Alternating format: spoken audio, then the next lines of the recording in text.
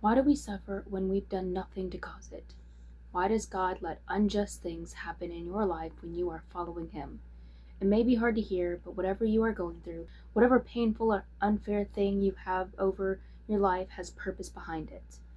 We might not see it now or even ever, but God doesn't allow things without reason, good or bad.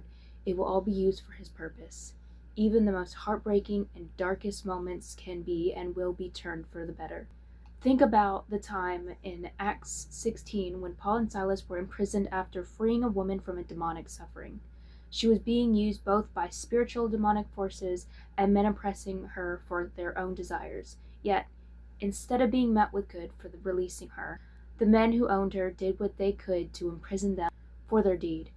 They could no longer profit over her, so they wanted retribution for what they thought was theirs. That seems like a typical response, but why didn't God intervene?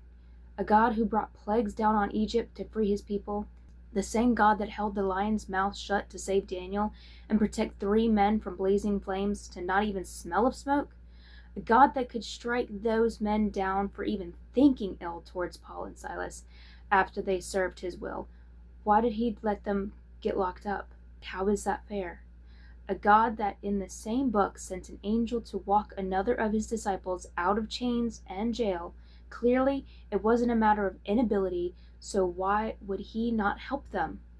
Because he had a reason. They didn't know what it was, but what they did know was to hold out faith. What happened next was something miraculous.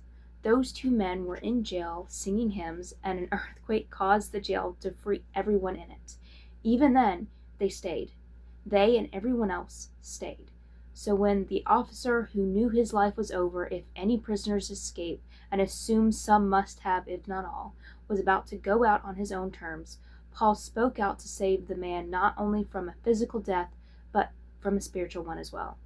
The man and his family were saved because of what happened, because Paul and Silas stayed, because they were jailed, and because of their persecution and them keeping their faith strong through it all.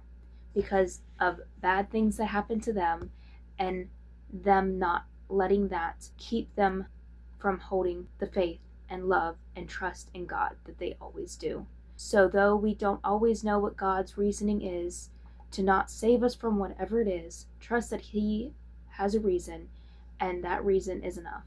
God bless you, loves, and never forget, God cares about you, even when it feels the furthest from the truth. He cares.